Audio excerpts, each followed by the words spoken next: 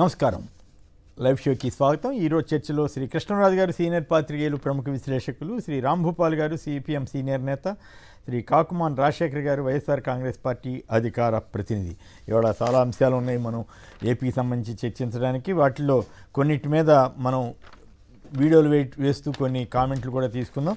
ఆ తర్వాత ఫైనల్గా అత్యంత ఆసక్తికరమైన అంశం నాగబాబుకి క్యాబినెట్, అలాగే సానా, బేద, అలాగే కృష్ణయ్య, ఈ ముగ్గురుకి రాజ్యసభ సీట్లు ఇస్తున్నారు. విచిత్రం ఏంటంటే దీంట్లో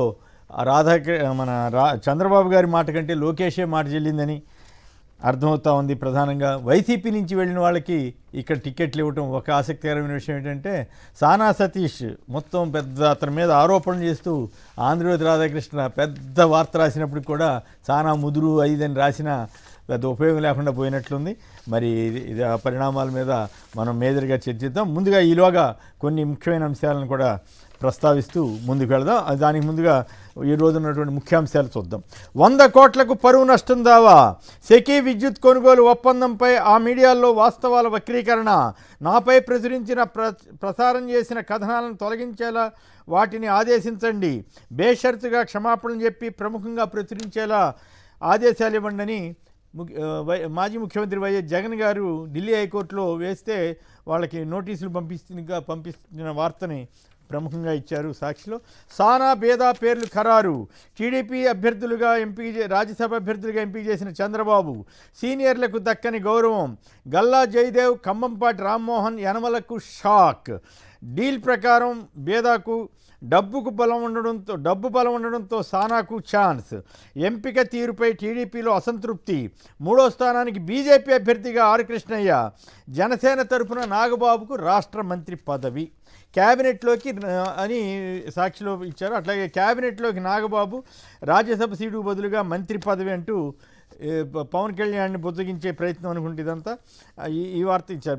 పవన్ కళ్యాణ్కు బెదిరింపు కాల్, డిప్యూటీ సీఎం ఓఎస్డీకి ఫోన్ కాల్ చేసిన ఆగంతకుడు నిందితుడు తిరువూరు వాసిగా గుర్తింపు, కొద్ది రోజుల క్రితం హోంమంత్రికి కూడా బెదిరించాడంట. మరి పిచ్చి కేసో లేకపోతే ఏంటో. మరి త్వరలో రాష్ట్రంలో క్యాబినెట్లోకి నాగబాబు, ప్రకటించిన టీడీపీ అధినేత చంద్రబాబు, రిజిస్టర్డ్ సేల్ డీళ్ల రద్దు చెల్లదు, బాధితుల వాదనలు వినాలన్న న్యాయమూర్తి, అర్ధనగ్నంగా సెల్లో ఉంచి బూతులు తిట్టి వేధించారు, జాతీయ ఎస్సీ ఎస్టీ కమిషన్ ఎదుట పులి సాగర్ ఆవేదన.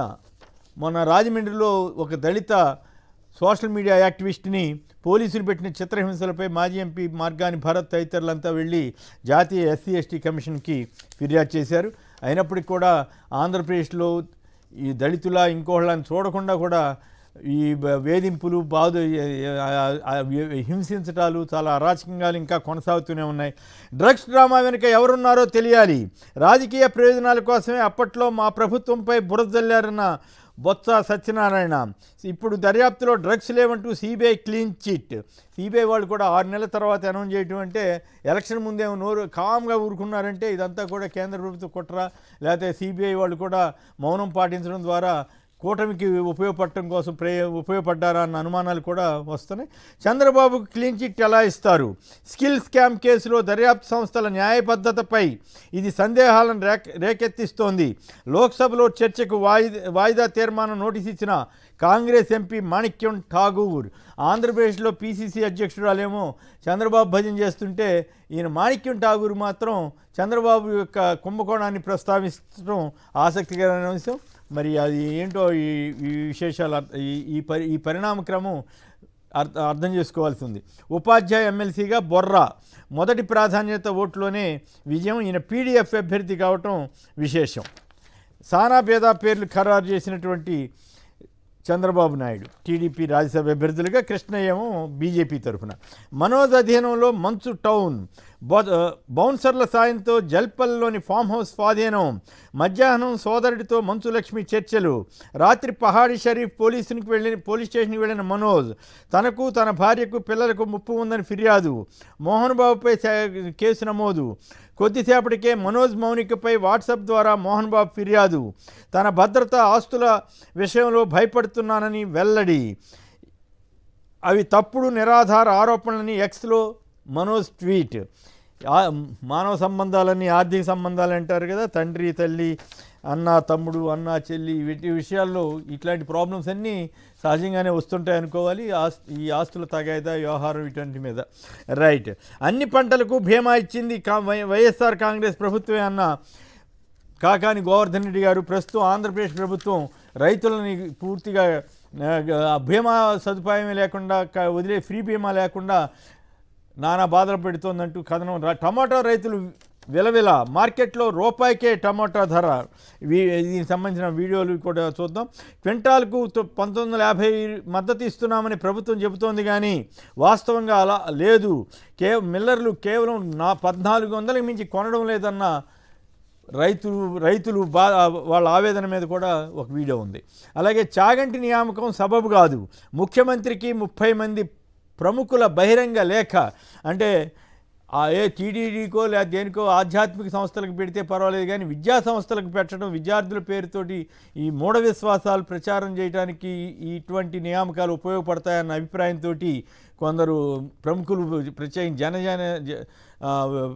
విజ్ఞాన వేదిక వాళ్ళు ఈ రకమైనటువంటి ఉత్తరం రాశారు. ఖచ్చితంగా ఇది ఆలోచించాల్సిన విషయమే. చాగంటి గారు కూడా ఇటువంటివి తీసుకునే ముందు టీటీడీతో ఇట్లా తీసుకుంటే బాగుండేదేమో, మరి ఇప్పుడు ఇది తీసుకుని నిజంగానే ఆయన మూఢ విశ్వాసాలు బోధిస్తారా, లేక విద్యార్థులకు విలువల గురించి బోధిస్తే తప్పు లేదు, కానీ మరి ఆయన ఆధ్యాత్మికవేత్తగా గొప్ప పేరు ఉంది కాబట్టి మరి ఆ రకంగా వెళ్తారా ఏంటనేది చూడాలి.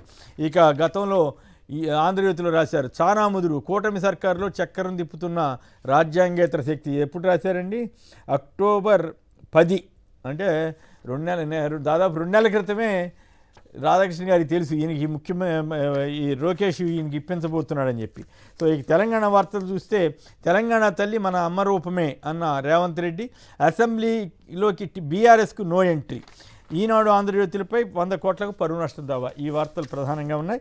ఇక ముందుగా కొన్ని ఈ నాగబాబు అంశం, అలాగే రాజ్యసభ సీట్ల ఎంపీలోకి వెళ్ళటానికి ముందుగా ఈ రైతులకు సంబంధించి వస్తున్నటువంటి బాధలు, అనంతపురం వీటిలో కూడా ఈ టమాటా రైతులు చాలా ఎక్కువ మంది ఉంటారు. ముందుగా రాంభూపాల్ గారు చెప్పండి, ఈ రైతులు ఒకసారి వీడియో చూద్దాం, వీడియోలు చూసిన తర్వాత వెళదాం. ఈ కాకాని గోవర్ధన్ రెడ్డి గారి వీడియో చూద్దాం. జగన్మోహన్ రెడ్డి గారు తీసుకున్నటువంటి యూనివర్సలైజేషన్ ఏదైతే ఉందో, అన్ని పంటలకి అన్ని దగ్గరలా కొంతమందికే ఇస్తాం, మేము వాటికి సంబంధించినటువంటి దాంట్లో ఫారెస్ట్ రైట్స్ కింద చేసుకున్నటువంటి వాళ్ళు ఉండొచ్చు, ఎండోమెంట్ దగ్గర ఉండేటువంటి వాళ్ళు ఉండొచ్చు, కౌలు రైతులకు సంబంధించి ఉండొచ్చు, వాళ్ళందరికీ మాత్రం మేము ఇవ్వము. ప్రధానమంత్రి ఫసల్ బీమా యోజనలో మాకు కొన్ని నియమ నిబంధనలు ఉన్నాయంటే, ఈ దేశంలోనే మొట్టమొదటిగా మీరు ప్రధానమంత్రి ఫసల్ బీమా యోజనలో ప్రతి రైతుకి కనుక మీరు పంట రక్షణ బీమా రక్షణ కల్పించకపోతే మేము బయటకు ఎదురుగుతామని చెప్పి రైతులకు సంబంధించినటువంటి వాటా, రాష్ట్ర ప్రభుత్వానికి సంబంధించినటువంటి వాటా, కేంద్ర ప్రభుత్వానికి సంబంధించినటువంటి వాటా మొత్తం 100% ఆ ప్రీమియం భరించినటువంటి ఏకైక రాష్ట్రం ఈ దేశంలో ఆంధ్ర రాష్ట్రం. జగన్మోహన్ రెడ్డి గారు ముఖ్యమంత్రిగా ఉన్నప్పుడు తీసుకున్నటువంటి నిర్ణయం. దానికి మంగళం పాడి ఈరోజు ఎవడన్నా రైతు బీమా కడితే దానికి మ్యాచింగ్ మేము ఇస్తాము రాష్ట్ర ప్రభుత్వం సంబంధించి అని చెప్పి ఈరోజు రైతులకు సంబంధించి బీమా విధానంలో ఈరోజు మోసం చేశారు. రైట్. మిగతా వీడియోలు చూడటానికి ముందుగా క్లుప్తంగా రాంభూపాల్ గారి వ్యాఖ్య చూద్దాం. ఆయన సిపిఎం పక్షాన అక్కడ తిరుగుతూ ఉంటారు, రెగ్యులర్గా జనంలో ఉంటారు, రైతుల్లో ఉంటారు. మరి రాంభూపాల్ గారు చెప్పండి, రైతుల ఆవేదన మీద మీరు ఎలా స్పందిస్తారు? క్లుప్తంగా చెబితే మళ్ళీ వేరే వీడియోలతోటి మిగతా వాళ్ళతో కూడా మాట్లాడించి మనం మెయిన్ అంశం నాగబాబు రాజ్యసభ సభ్యుల మీద వెళదాం. సార్, ఒకటి మాత్రం, ధరల కొనుగోలు పండించిన రైతులకు గిట్టుబాటు లేదు. ఏ పంటకైనా మీరు చెప్పినట్టు ఇప్పుడు వరి ధాన్యం గురించి ఆ రైతు చెప్పాడు, టమోటా రైతులది రోజు పత్రికల్లో చూస్తున్నాం, ఉల్లి రైతులు కర్నూలు జిల్లాలో రోడ్డుపైకి వచ్చి ఆందోళన చేస్తున్నారు, మిర్చి రైతుల పరిస్థితి అదే ఉంది. అందుకని పంటలకు గిట్టుబాటు లేకపోవడం అనేది పూర్తిగా ఈ రోజు రైతాంగం ఎదుర్కొంటున్న సమస్య. కేంద్ర ప్రభుత్వం ఈ ప్రీమియం పంట నష్టం జరుగుతాయి, అది వర్షాల వల్ల అకాల వర్షాభావం కానీ అకాల వర్షాల వల్ల కానీ పంటల నష్టం జరిగితే రైతులకు ఇన్సూరెన్స్ గవర్నమెంట్ ఇచ్చేది, అది ఇన్సూరెన్స్ కంపెనీల ద్వారా. క్రమంగా గత 10-12 సంవత్సరాల నుంచి ప్రైవేట్ ఇన్సూరెన్స్ కంపెనీలు వ్యవసాయంలోకి వచ్చి రైతులతో ప్రీమియం కట్టించుకోవడం మొదలైన తర్వాత మొత్తం ప్రీమియం సిస్టమే రైతాంగానికి వ్యతిరేకంగా మారిన పరిస్థితి వచ్చింది. గత ప్రభుత్వం రైతుల తరపున 0 ప్రీమియం మేమే కడతామని చెప్పేసి ప్రభుత్వం కట్టింది. ఇప్పుడు ఈ ప్రభుత్వం రైతులు కడితేనే మీకు ఆ ప్రీమియం కు మేము సపోర్టింగ్ గా కొంత స్టేట్ గవర్నమెంట్ ఇస్తామని చెప్పేసి ఈ ప్రభుత్వం చెప్పింది. అంటే ఒక రకంగా రైతులు ఇప్పటికే అప్పుల పాలైపోయి పంటలకు గిట్టుబాటు కాక పంటలు నష్టం జరిగితే ఆదుకుంటారా లేదా అనే అనుమానాలతో ఉన్నప్పుడు ప్రీమియం డబ్బులు కూడా రాష్ట్ర ప్రభుత్వాలు కట్టలేనంత దుస్థితులు ఏం లేవు కదా. 1,000 కోట్ల రూపాయలు ఏదో దానిలో ఖర్చు పెడుతున్నారు. చిన్న చిన్న ప్రోగ్రామ్స్ కూడా లక్షల కోట్ల రూపాయలు ఖర్చు పెట్టగలిగిన శక్తివంతుల్లాగా ప్రచారం చేస్తారు. మరి ఎందుకని ఇన్ని కోట్ల మంది రైతాంగానికి సంబంధించిన ప్రీమియం డబ్బుల్ని ప్రైవేట్ ఇన్సూరెన్స్ కంపెనీలు ప్రీమియం చెల్లించుకునే రేటుకు నష్టపరిహారం ఇచ్చేదానికి ఎంత వ్యత్యాసం ఉంటుందో అనేక లెక్కలు చెప్తున్నాయి. వందల కోట్ల రూపాయలు రైతుల నుంచి వసూలు చేస్తారు, కానీ ఇచ్చేటప్పుడు మాత్రం ముష్టేసినట్టుగా అక్కడ కొంత ఇక్కడ కొంత కొన్ని పంటలకు మాత్రమే సహాయం చేసే పరిస్థితి. అందుకనే ప్రభుత్వమే ప్రీమియం చెల్లించాలా, పంటలకు నష్టపరిహారాన్ని ప్రైవేట్ ఇన్సూరెన్స్ కంపెనీలకు మార్గదర్శకాలు ఇచ్చి ఖచ్చితంగా ఇప్పుడు వాళ్ళు ఏం చెప్తున్నారు, సీజన్ మొత్తాన్ని కలిపి ఒక నష్టాన్ని అంచనా వేస్తారు. వాస్తవానికి ఏ నెలలో పంట పండాలా, విత్తనం వేసిన తర్వాత మొదటి నెలలో పంట వర్షం రాకపోతే ఆ వేర్లు దిగవు, దానివల్ల పంట ఉత్పత్తి కాదు. కానీ చివరి నెలలో భారీ వర్షాలు వచ్చినాయనుకోండి, ఖరీఫ్ మొత్తంలో చివరి నెలది మొత్తం యావరేజ్ తీసుకొని పంటలు యావరేజ్ వర్షపాతం సగటున సక్రమంగా ఉంది కాబట్టి నష్టపరిహారం ఇవ్వాలంటున్నారు. మొదటి నెలల్లో వర్షాలు రాకుండా లేదా ఊటలు దిగి పంటలు పండే టైంలో వర్షం రాకుండా చివరిలోనో మొదట్లోనో భారీ వర్షాలు వస్తే మొత్తాన్ని కలిపి సీజన్ లెక్కేయడం కరెక్ట్ కాదు. అదేవిధంగా జిల్లా మొత్తాన్ని సగటు లేదా మండలాన్ని సగటు తీసుకుంది. అది కాకుండా గ్రామాన్ని యూనిట్ గా తీసుకున్నప్పుడు మాత్రమే రైతాంగానికి పంటలకు నష్టానికి ప్రీమియం చెల్లించిన దానికి ఉపయోగం జరుగుతుంది. ఆ పద్ధతులు అనుసరించాలని చెప్పేసి ప్రభుత్వాన్ని కోరుతుంది. అంటే రైతులు మీరు టూర్స్ లో కూడా రైతులు బాగా ఎక్కువ కంప్లైంట్ చేస్తున్నారండి. చాలా చోట్ల ఇప్పుడు మొక్కజొన్న ఉంది, మొక్కజొన్న కొనే పరిస్థితి లేదు. పొగాకు ఈ జిల్లాల్లో పండిస్తున్నారు. రాయలసీమ జిల్లాలో కూడా ఈ కాలంలో పత్తి పొగాకు బాగా పెరిగింది. కానీ పండించిన పంటకు కొనే వాళ్ళు లేరు, కొనుగోలు కేంద్రాలు లేవు. ప్రభుత్వాలు ప్రకటించిన మద్దతు ధర పేపర్లోనో టీవీల్లో చూడడానికి సార్. అంటే గతంలో రైతు భరోసా కేంద్రాలు బాగా ఉపయోగపడేవని అంటారు, ఎంతవరకు వాస్తవం? ఇప్పుడు మరి అసలు వాటన్నింటినీ నిర్వీర్యం చేస్తున్నట్లు అనిపిస్తోందా? ఒకటి, రైతు భరోసా కేంద్రాల వల్ల రైతులకు కొన్ని సహాయాలు అందిన మాట నిజం, కానీ అక్కడ కూడా మొత్తం కొనుగోలు జరిగి రైతాంగానికి అంత ఏదో జరిగిపోయిందని చెప్పలేం. కానీ ఒక ప్రాథమికమైనటువంటి ఒక ఏర్పాటు జరిగింది రైతులకు, మేము చెప్పుకోవడానికి మాకు కేంద్రం ఉందని. కానీ ఈ కాలంలో రైతు భరోసా కేంద్రాలు నిర్వీర్యమైనాయి. తర్వాత కొనుగోలు అనేది ప్రభుత్వం ప్రకటించిన దాన్ని కొనుగోలు చేసే బాధ్యత ప్రభుత్వాలు తీసుకోవడంలా, మద్దతు ధర వరకే మా బాధ్యత, కొనుగోలు మాత్రం మాకు సంబంధం లేదన్నట్టుగా ప్రకటించిన నెల తర్వాత 20 రోజుల తర్వాత కూడా కొనుగోలు కేంద్రాలు ఏర్పాటు చేయదు. దానివల్ల ఉపయోగం ఉంది, ప్రైవేట్ వడ్డీ వ్యాపారస్తులు రైతులు పోతారు. ఓకే, అయితే ఆసక్తికరంగా ఒక చిన్న సంక్షిప్తంగా మీ కామెంట్ చెప్పండి. చాగంటి గారి నియామకాన్ని ఎందుకు వ్యతిరేకిస్తున్నారు? ప్రధానంగా ప్రజాశక్తిలో వచ్చింది ఈ వార్త. సిపిఎంకి సంబంధించి కానీ వామపక్షాలకు సంబంధించిన మేధావులు ఎంత ఎందుకు వ్యతిరేకిస్తున్నారు? వాళ్ళందరూ సిపిఎంలో వామపక్షాలు కాదు, జనరల్ ప్రజాతంత్రవాదులు. ఈ రాష్ట్రంలో ఒక ప్రజాస్వామిక వాతావరణం ఉండాలని కోరుకునే వాళ్ళు. ఎందుకంటే 30 మంది కలిసి ప్రముఖులు, అందులో కేంద్ర సాహిత్య అకాడమీ అవార్డు గ్రహీతలు, మాజీ ఎమ్మెల్సీలు, ముఖ్యమైన విద్యావేత్తలు వీళ్ళందరూ ఉన్నట్టుంది.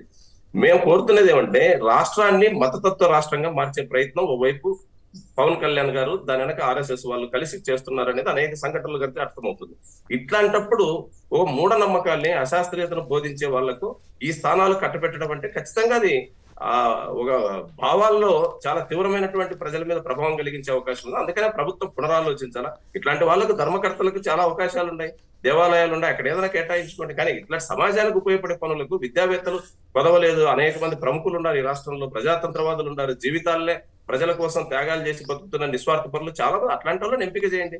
ఆధ్యాత్మికవాదులకు వేదికలు చాలా ఉన్నాయి కదా, అక్కడే వాళ్ళు ఇప్పటికే చాలా ఎక్కువ ప్రచారాలు చేసుకుంటున్నారు, వ్యాపారాలు బ్రహ్మాండంగా జరుపుకుంటున్నారు. అట్లాంటి వాళ్ళని వ్యాపారం సార్, టీవీలో వాళ్ళకి ఎంత రేటింగ్ ఉందో మనం చూస్తున్నాం. ఓకే, సో టీవీలో ఆ రకంగా వచ్చారా? రైట్, ఇక మరొక వీడియో చూద్దాం. స్కూళ్ళకి సంబంధించి గతానికి ఇప్పటికీ ఉన్న తేడాని స్వయంగా చంద్రబాబు గారు, పవన్ కళ్యాణ్ గారు, లోకేష్ గారు కూడా చూశారు. దానికి సంబంధించిన ఒక వీడియో చూద్దాం. లేదా సారీ, నెక్స్ట్ అయితే ఇంకొక ఇంట్రెస్టింగ్ విషయం ఏంటంటే, ప్రధానంగా నిన్న మొన్న మనం డిబేట్ లేదు కాబట్టి ఈ ఏపీకి సంబంధించి మన రాజశేఖర్ గారు మీరు చెప్పండి, స్కూళ్ళకి సంబంధించి వీళ్ళు వచ్చి తిరిగి వచ్చారు కదా చంద్రబాబు గారు, వీళ్ళంతా కూడా వాళ్ళు అర్థం చేసుకున్నారా వాస్తవ పరిస్థితి? అయినా కూడా భ్రష్టు పట్టించారని చంద్రబాబు గారు అనడం, ఆయన ఇప్పటికి కూడా ఒక్క నిజమన్నా చెప్పు ఉండొచ్చు కదా, ఈ స్కూల్ బాగా చేశారు ఇంకా మేము బాగా చేస్తామని చెప్పొచ్చు కదా. అలా చెప్పకుండా తల్లికి వందనం గురించి వీటి గురించి ఏం చెప్పకుండా చేయటం మీద మీ పార్టీ అభిప్రాయం ఏంటి? మీ కామెంట్ ఏమిటి? సంక్షిప్తంగా చెబితే మళ్ళీ మెయిన్ అంశంలోకి వెళదాం. Good morning sir. నమస్కారం. ప్యానల్లో ఉన్నటువంటి పెద్దలు కృష్ణరాజు గారికి, రాంబాబు గారికి, సాక్షి టీవీ ప్రేక్షకులకు ముందుగా నమస్కారం. చంద్రబాబు నాయుడు గారు ఒప్పుకోవాలంటే అది మామూలు విషయం కాదు. వాస్తవాన్ని ఒప్పుకునేటువంటి అలవాటు లేదా వాస్తవిక పరిస్థితులు స్వయంగా చూసి కూడా అభినందించలేనటువంటి పరిస్థితులు మనకు తెలిసింది. ఎందుకంటే వాళ్ళు ఉన్నప్పుడు ఎలా ఉంది, ఇప్పుడు ఎలా ఉంది అనేది పవన్ కళ్యాణ్ గారు కూడా చూశాడు. ఒక స్కూల్కి వెళ్ళి స్వయంగా ఆ స్కూల్ టేబుల్స్ అక్కడ అరేంజ్ చేసినటువంటి విద్యార్థులకు ఏర్పాటు చేసినటువంటి అన్ని వసతులు, యూనిఫామ్ దగ్గర నుంచి, స్కూల్ బ్యాగ్ దగ్గర నుంచి, బెల్ట్ దగ్గర నుంచి, బ్యాగుల దగ్గర నుంచి మొత్తం ఈవెన్ స్క్రీన్స్ కానీ ఇవన్నీ చూసిన తర్వాత వాళ్ళు కూడా ఆశ్చర్యపోయారు. ఒకప్పుడు పవన్ కళ్యాణ్ వెళ్ళిపోయి కింద కూర్చొని కింద కూర్చుని పిల్లలతో మాట్లాడేటువంటి పరిస్థితుల్లో, వాళ్ళతో ఇంటరాక్ట్ అయ్యేటువంటి పరిస్థితుల్లో గతంలో చూసాము. ఆ తర్వాత ఇటీవల ఈయన వెళ్ళిన తర్వాత ఉన్న పరిస్థితులు కూడా గమనించారు. కానీ అభినందించడానికి వాళ్ళకి మనసు రాకపోవడం అనేటువంటిది దురదృష్టకరమైనటువంటి విషయం. నాడు నేడు ద్వారా రాష్ట్రంలో ఉన్నటువంటి ప్రతి స్కూల్ కూడా వాటిని బాగు చేసి మరి పిల్లలకు అన్ని వసతులు కల్పించి ఇంగ్లీష్ విద్య నేర్పించడమే కాకుండా అంతర్జాతీయ స్థాయిలో వాళ్ళని ముందుకు తీసుకెళ్లాలనేటువంటి దాని మీద వాళ్ళకు కావాల్సినటువంటి అన్ని రకాలైనటువంటి వసతులు కల్పిస్తున్నటువంటి పరిస్థితుల్లో కూడా వీళ్ళు అభినందించలేక మరి విమర్శ చేయడానికి పూనుకోవడం అనేటువంటిది దురదృష్టకరమైనటువంటి విషయం. ఏదైనా కూడా అది వాళ్ళ నైజం. దాని గురించి మనం మాట్లాడుకోవాల్సినటువంటి అవసరం లేదు. పిల్లలు ఎంత ఇబ్బంది పడుతున్నారో ఇప్పుడు పిల్లలు చాలా స్పష్టంగా జగన్మామయ్య అని ఇష్టంగా పిలుచుకొని మరి వాళ్ళకు కావాల్సినటువంటి అన్ని వసతుల్ని జగన్మోహన్ గారు కల్పించినటువంటి సందర్భాన్ని కూడా మరి ఒకసారి తల్లికి వందనం గురించి మాత్రం ప్రస్తావించినట్లేరు. ప్రతి పిల్లవాడికి కార్యక్రమం సార్, నీకు 15,000 ఇంట్లో ఎంతమంది ఉంటే అంత పిల్లలు అని నమ్మబలికారు ఎన్నికలకు ముందు. ఆ తర్వాత చూస్తే ఆ ఒక్కరికి ఇయ్యడానికి కూడా వాళ్ళకి మనసు ఒప్పలేనటువంటి పరిస్థితుల్లో వాళ్ళు ఉన్నారు. ఇప్పుడు ప్రభుత్వం గతంలో ఎలాంటి ఇబ్బందులు ఉన్నా కూడా ఈవెన్ కోవిడ్ టైంలో కూడా ఏ విషయంలో కూడా వెనక్కి తగ్గకుండా మరి 2,73,000 కోట్ల రూపాయలు మరి ప్రజలకి డైరెక్ట్ డిబిట్ ద్వారా అందించినటువంటి పరిస్థితుల్లో జగన్మోహన్ గారి ప్రభుత్వం ఉంటే ఈ రోజు ప్రజలు బాధపడుతున్నారు, విద్యార్థులు బాధపడుతున్నారు ఉన్న పరిస్థితుల్ని. ఏది ఏమన్నా వీటన్నిటిని కూడా ప్రజలు గమనిస్తా ఉన్నారు. రాబోయే రోజుల్లో మరి వీళ్ళు ఖచ్చితంగా గుణపాఠం చూపుతారని నేను ఆశిస్తున్నాను. రైట్. ఇక మనం ఎంపీల ఇష్యూకి, నాగబాబు గారి ఇష్యూకి వెళ్ళడానికి ముందుగా 100 కోట్లకు జగన్ గారు పరువు నష్టం దావా వేశారు. దాని మీద కృష్ణరాజు గారు ఎలా స్పందిస్తారో చూద్దాం. అది దావా మీద నోటీసులు రాగా వచ్చింది పరిణామం. ఇది ఏ రకంగా వాళ్ళు ఇప్పటికైనా రిలీజ్ అవుతారా లేదా? కృష్ణరాజు గారు. అందరికీ ముందుగా శుభోదయం అండి. వైఎస్ జగన్ గారు ఇచ్చిన నోటీసుని ఢిల్లీ హైకోర్టు స్వీకరించింది అంటేనే ఈనాడు అనుకోకి ఒక పెద్ద ఎదురు దెబ్బగా మనం భావించాలి. రెండోది, దీనికి సంబంధించి వారు ఖచ్చితంగా భారీ మూల్యాన్ని చెల్లించుకోవటం ఖాయంగా కనిపిస్తుంది. ఎందుకంటే గతంలో ఇటువంటి కేసుల్లో అంటే మీడియా వాళ్ళు ఒక వ్యక్తిత్వ హననానికి పాల్పడుతూ ఇతరుల పరువులకు నష్టాన్ని కలిగించిన కేసుల్లో గతంలో కోర్టులు చాలా విస్పష్టమైన తీర్పులు ఇస్తూ మీడియాకు మందలింపులతో పాటు భారీగా జరిమానాలు కూడా విధించాయండి. మీకు ఎగ్జాంపుల్, మీకు శశి థరూర్ వర్సెస్ అర్నాబ్ గోస్వామి, అప్పుడు ఆయన టైమ్స్ నౌలో ఉండేవాడు అర్నాబ్ గోస్వామి గారు. ఆయనకి ఈయనకి మధ్యన ఒక వార్తకు సంబంధించి వివాదం వస్తే ఇది మీకు 2017 డిసెంబర్ 1న సుప్రీంకోర్టు తీర్పిస్తూ స్పష్టంగా ఏం చెప్పిందంటే, ఐసీసీ సెక్షన్ 499 అండ్ 500 సెక్షన్ల కింద పెట్టిన పరువు నష్టం కేసు భావ ప్రకటన స్వేచ్ఛకు విఘాతం కలిగించదు. అంటే అర్నాబ్ గోస్వామి ఏం వాదించారంటే, ఇట్లా కేసు పెట్టడం అనేది మా భావ ప్రకటన స్వేచ్ఛకు వ్యతిరేకం అంటే సుప్రీంకోర్టు అదేం కాదంది, మీరు ఈ కబుర్లు చెప్పొద్దు, అది భావ ప్రకటన స్వేచ్ఛకు విఘాతం కాదని చెప్పడమే కాకుండా, భావ ప్రకటన స్వేచ్ఛ అంటే మీడియా తన ఇష్టానుసారం వార్తలు రాసి ఇతరుల పరువు తీయటం కాదు. వ్యక్తి పరువు కాపాడటం ప్రాథమిక హక్కు. ఇది గుర్తుంచుకోండి సార్, వ్యక్తి పరువు కాపాడటం ప్రాథమిక హక్కు, అది మానవ హక్కు కూడా. వాటిని కాపాడటం సామాజిక బాధ్యత కూడా. ఇటువంటి సామాజిక బాధ్యత విషయంలో ఆంధ్రప్రదేశ్ లో ఒక వర్గం మీడియా దారుణంగా విఫలమయ్యింది. ఇతరులను నిరంతరం వేటాడుతూ వారి వ్యక్తిత్వాన్ని హననం చేస్తూ అంటే మీకు అడవుల్లో మీకు దుమ్మల గొండి అనే ఒక జంతువు ఉంటుంది, వీటిని హైనాస్ అని చెప్పి అంటారు అనమాట. అవి ఒకసారి దాడి చేస్తే ఆ జంతువు యొక్క అవశేషాలు కూడా కనిపించవు, ఎముకలతో సమాలేస్తాయి. అలాగా ఆంధ్రప్రదేశ్ లోని ఒక వర్గం మీడియా నిరంతరం ప్రత్యర్థులను వేటాడుతూ వస్తున్న నేపథ్యంలో జగన్మోహన్ రెడ్డి గారు ఇటువంటి కేసు వేయటం అనేది నిజంగా అభిలషణీయమే. ఎందుకంటేనండి ఈ జగన్మోహన్ రెడ్డి గారు కేవలం మనం అనుకున్నాం ఏది ఆంధ్రజ్యోతి అది ఈనాడు కాదండి, ఈవెన్ ఆజ్ తక్ గ్రూప్ మీద అలాగే గూగుల్ మీద కూడా ఆయన ఈ కేసులు వేశారు. అంటే దీని రామిఫికేషన్స్ అనేవి చాలా ఉంటాయి. ఈవెన్ గూగుల్ కూడా ఇక నిజంగా సుప్రీంకోర్టు దీనికి సంబంధించి ఒక విస్పష్టమైన తీర్పిస్తే గూగుల్ కూడా ఇటువంటి మిస్ఇన్ఫర్మేషన్ తప్పుడు సమాచారాన్ని ప్రచారం చేయడంలో వారు కూడా కాస్త జాగ్రత్తగా ఉండే అవకాశం ఉంటుంది. కాబట్టి ఇటువంటి అర్ధసత్యాలు అసత్యాలతో పాటు ఇతరుల వ్యక్తిత్వాన్ని నిరంతరం హననం చేసే మీడియాకు ఈ కేసు అనేది ఒక గుణపాఠం అయితే బాగుంటుంది. గుణపాఠం కావాలని చెప్పి కోరుకుంటున్నాం. గుణపాఠం చెప్పే విధంగా సుప్రీంకోర్టు తీర్పు కూడా ఉండాలని చెప్పి భావిస్తున్నాను. దానికి ఉదాహరణ గతంలో వచ్చిన సుప్రీంకోర్టు తీర్పులే. రైట్. అయితే దాంతోపాటు ఇంకొక అంశం, మనోజ్ అధీనంలోకి మంచు టౌన్ అని దాని మీద వ్యాఖ్యానిస్తారా? మోహన్ బాబు గారి కుటుంబంలో ఇలాంటి పరిస్థితి వస్తుందని గతంలో ఎప్పుడు ఊహించలేదు, అంతా కలిసి ఉంటారనుకున్నాం. కానీ ఈ పరిస్థితి పాపం మోహన్ బాబు గారికి ఈ వయసులో ఈ కష్టం రావటం మీరేమని ఫీల్ అవుతారు కృష్ణరాజు గారు? మీరు పాపం అనడం అంత బాగాలేదు అనిపిస్తుంది. ఎందుకంటే వాళ్ళ వ్యక్తిగత వ్యవహారాలు, వాళ్ళ కుటుంబ వ్యవహారాలు, వారేమి జనం కోసం పాటుపడి లేదా జనం కోసం వాళ్ళు ఏమైనా విభేదాలు చేసుకుంటే దాన్ని మనం ఆలోచించుకోవాలి. కానీ కుటుంబ వ్యవహారాలకు సంబంధించి వయసుతో సంబంధం ఉండదు సార్. ఏదైనా ఒక అండర్స్ట్ వచ్చిందంటే దానికి వయసుతో నిమిత్తం ఉండదు.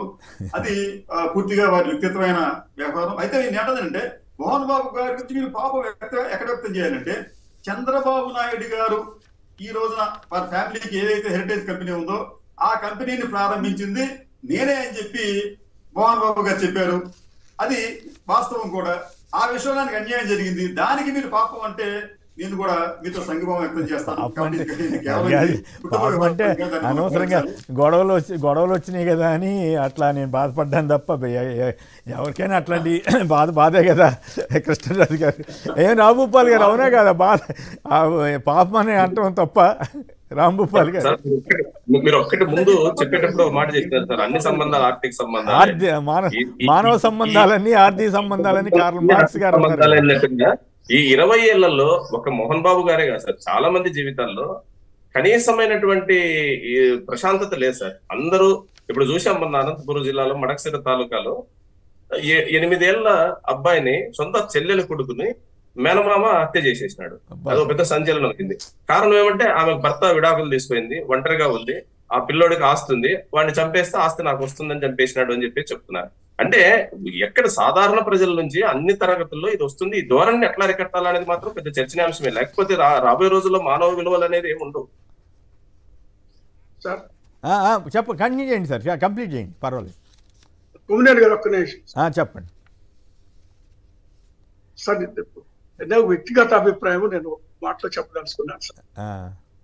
మోహన్ బాబు గారి విషయంలో మీరు ఎలా బాధపడారో నాకు కూడా అలాగే బాధ అనిపించింది. ఎందుకంటే ఆయన కష్టాలతోనే ఈరోజు ఆ కుటుంబం నిలబడడం కానీ లేదా ఒక పేరు ప్రతిష్టలు రావడం కానీ కేవలం మోహన్ బాబు గారి యొక్క కష్టం. ఆయన ఎన్ని కష్టాలు పడ్డాడో, ఏ విధంగా పైకి వచ్చిందనేది కూడా నేను అనేక సందర్భాల్లో విన్నాను, చూశాను. సో అలాంటిది కుటుంబంలో ఇంత గందరగోళాలు జరగడం అనేది దురదృష్టకరమైనటువంటి విషయం. అలా జరగకుండా ఉంటే బాగుండేది. పైగా పిల్లలు అంతా ఆయన పుట్టిన బిడ్డలు మరి మొన్నటి వరకు ఇద్దరు బిడ్డలు, వాళ్ళు ముగ్గురు పోస్తా ఉంటే అన్నదమ్ముల్లాగే ఉండేది.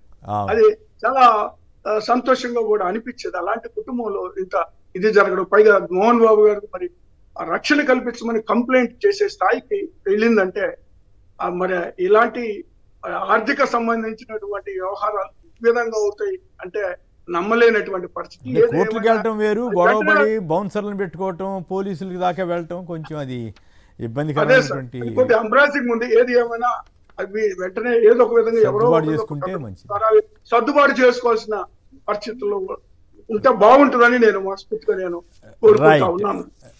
బాగా చెప్పారు. రైట్. ఇక నాగబాబు గారికి మంత్రి పదవి అట, అలాగే సానా సతీష్ వైసీపీ నుంచి వెళ్ళిన బేదా మస్తాన్ రావు అఫ్కోర్స్ అంతకుముందు ఆయన తెలుగుదేశం నుంచి వైసీపీలోకి వచ్చాడు, వైసీపీలోంచి ఇప్పుడు మళ్ళీ తెలుగుదేశంలోకి వెళ్ళారు. అప్పుడు 2 చోట్ల కూడా ఆయన రాజ్యసభ వచ్చింది ఆయన.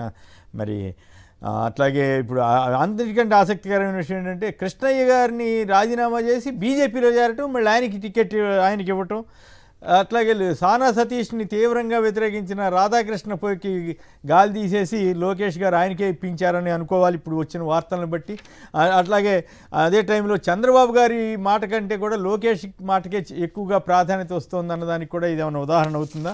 మరి నాగబాబు అసలు మా కుటుంబం నుంచి ఎవరు పదవులే కోరట్లేదు అన్నట్టుగానో, లేకపోతే టీటీడీ చైర్మన్ అడగట్లేదు అన్నట్టుగా పవన్ కళ్యాణ్ గారు ఇంతవరకు బిల్డప్ ఇచ్చారు. ఇప్పుడు సడన్గా మంత్రి పదవికి వెళ్ళే పరిస్థితి, రాజ్యసభ కాకుండా వెళ్ళే పరిస్థితి మీద ఆసక్తికరంగా ఉంది ఈ వ్యవహారం. ఇప్పుడే మా మిత్రుడు ఒక ఆయన ఇంట్రెస్టింగ్ విషయం చెప్పారు. నిన్ననే ఆర్ కృష్ణయ్య గారు నిన్ననే ఏపీ బీజేపీ ఆఫీస్కి వెళ్ళి ఆన్లైన్లో మెంబర్షిప్ తీసుకున్నారంట. మధ్యాహ్నానికో సాయంత్రానికో ఎంపీ అయిపోయాడు బీజేపీ పక్షాల నుంచి. అలాగే సానా బేదా పేర్లు ఖరారు. టీడీపీ రాజ్యసభ అభ్యర్థులుగా ఎంపిక చేసిన చంద్రబాబు, పార్టీ సీనియర్లకు దక్కని గౌరవం. గల్లా జయదేవ్ ఖమ్మంపాటి యనమలకు షాక్. డీల్ ప్రకారం బేదాకు డబ్బు బలం ఉండడంతో సానాకు ఛాన్స్. ఎంపీ తీరుపై టీడీపీలో అసంతృప్తి అంటూ కథనాన్ని ఇచ్చారు. ఈ 3వ అభ్యర్థిగా ఆర్ కృష్ణయ్య, జనసేన తరఫున నాగబాబు రాష్ట్ర మంత్రి పదవి. కృష్ణరాజు గారు మొత్తం ఈ విశ్లేషించండి, దీన్ని ఎట్లా చూస్తారు? చంద్రబాబు గారి హవా తగ్గి మెల్లగా లోకేష్ గారి హవా పెరుగుతున్నట్ల, బీజేపీ వాళ్ళు రాజ్యసభకి కృష్ణయ్యని ఎందుకు చేసినట్టు? యనమల రామకృష్ణుడు గారు ఈ మధ్య కొద్ది రోజుల క్రితమే ఆయన ఒక లెటర్ రాశారు. ఈ విషయాలు ఏవి ఎల్లో మీడియాలో అంటే ఈనాడు, ఆంధ్రజ్యోతి ఎక్కడ పొరపాటును కూడా ఇట్లాంటి విషయాలు రాయట్లేదు. మీకు బాగా తెలుసు ఆ విషయం. యనమల రామకృష్ణ గారు ఆయన పేరు కేవీ రావు చేసిన దందా మీద భూదందా అంటూ పెద్ద ఉత్తరం రాశాడు. మీ ఒక పక్క భూమాఫియాన్ని అరికడతాను, చట్టం తీసుకొస్తానని చంద్రబాబు గారు చెప్పిన మరుసటి రోజు ముందు కేవీ రావు భూదందా గురించి బయటపెట్టుని విచారణ జరపమని చెప్పి ఆయన ఉత్తరం రాశారు.